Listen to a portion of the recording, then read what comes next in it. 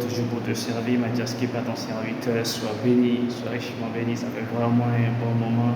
Je suis là, je me porte bien. J'espère que vous allez bien depuis votre pays, depuis votre position, depuis là où vous êtes. Allez, que notre Seigneur soit béni. Je suis encore là avec des nouvelles tout frais du royaume de votre Père. C'est vraiment un message, vraiment. Tu dois parler à cette personne ou à quelqu'un qui va écouter cette vidéo, la regarder depuis son pays. Mais surtout, je vais vous dire, abonnez-vous à moi, abonnez-vous à mon compte YouTube, abonnez-vous et on continuera de s'exhorter, de se parler par la parole et grandir et transformer par la mentalité et par la puissance du nom de Jésus-Christ.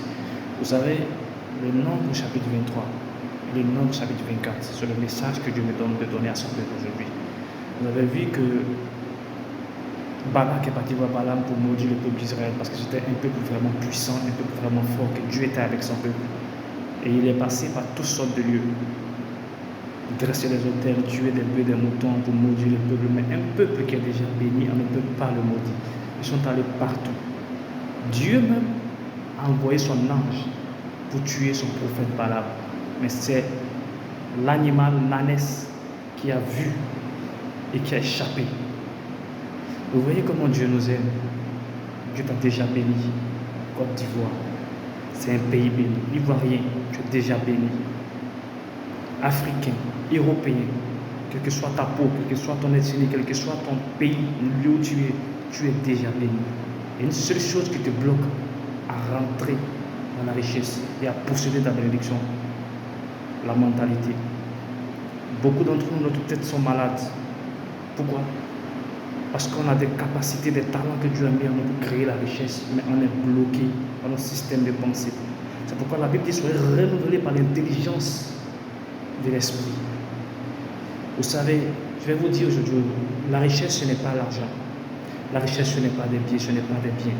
La richesse c'est la capacité, l'habilité, le talent, le potentiel que Dieu a mis en nous de pouvoir changer les mentalités, créer des choses.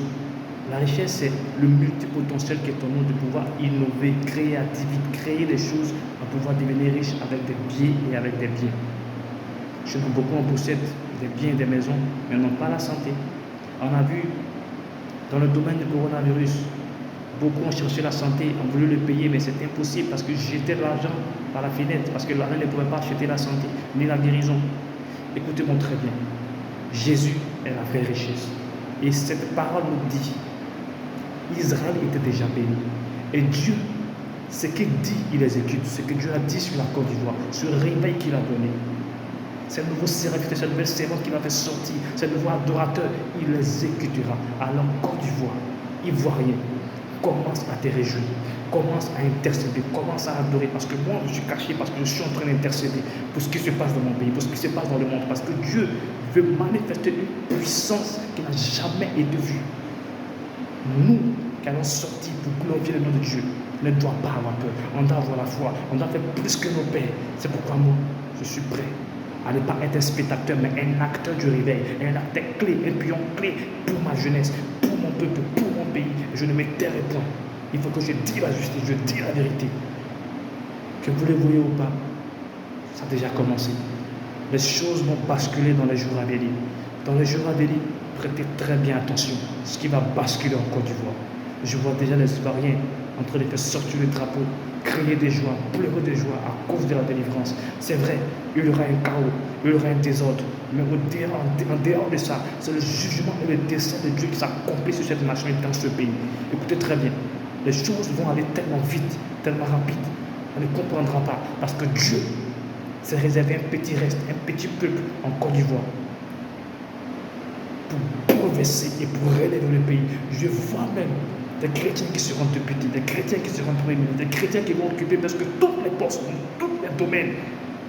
Et on verra la gloire de Dieu au travers de ce pays, la Côte d'Ivoire. Je te dis, là où tu te trouves dans ton pays, tu peux aussi voir la gloire de Dieu. Tu peux être un instrument pour ton peuple, pour ton pays, de ce que Dieu veut faire. Alors lève nos jeunesse, Levons-nous, levons-nous, intercédons pour notre pays, intercédons pour notre nation, parce que le réveil, la puissance de Dieu, la triple onction est déjà là. Il dit en vos jours, je ferai une œuvre, si on vous raconte, vous n'allez pas croire. Et cette œuvre, Dieu va le faire seulement. Il ne demande pas des personnes parfaites ou parfaites, il demande des personnes disponibles, qui sont dans la chambre haute, qui sont dans la forêt, dans le lieu secret, en train de crier, d'adorer, d'appeler sur la terre. Alors que ton règne vienne, notre Père, que ton volonté soit faite sur la terre, au nom suprême de Christ. L'enchantement, tout ce qu'ils font, là où ils vont battre des campagnes, de ville en ville, de commune en commune, pour faire des incantations avec des maîtres hindous, avec des grands francs-maçons, ça ne marchera pas, ça ne marchera pas, parce qu'il a dit, nous, on condamnera le pouvoir sur la langue. Le pouvoir nous a été donné et le pouvoir, c'est le nom de Jésus-Christ qui détruit tout enchantement. Alors lève-toi et commence à proclamer, commence à parler, renouvelle ta mentalité, renouvelle ton intelligence et tu verras la gloire de Dieu. Tu verras des potentiels, des talents qui vont s'exposer en toi. Et tu ne te rencontreras plus, on ne te rencontrera plus, on verra des miracles. Tu deviendras un miracle toi-même pour les gens autour de toi. Que Dieu soit béni et Dieu soit célébré. Bon dimanche à toi. Lis très bien le chapitre, nombre 23, nombre 24. Tu comprendras tellement de choses puissantes.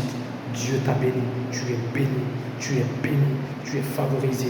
Reste béni au nom suprême de Jésus-Christ. Allez, abonne-toi à moi, on continuera le chemin ensemble, on continuera à impacter, on continuera à marcher, à parler de notre Dieu, de notre Seigneur. On dira la vérité à quiconque se dressera devant nous, parce que Balaam a toujours dit, Dieu me dit de dire la vérité et je dirai la vérité.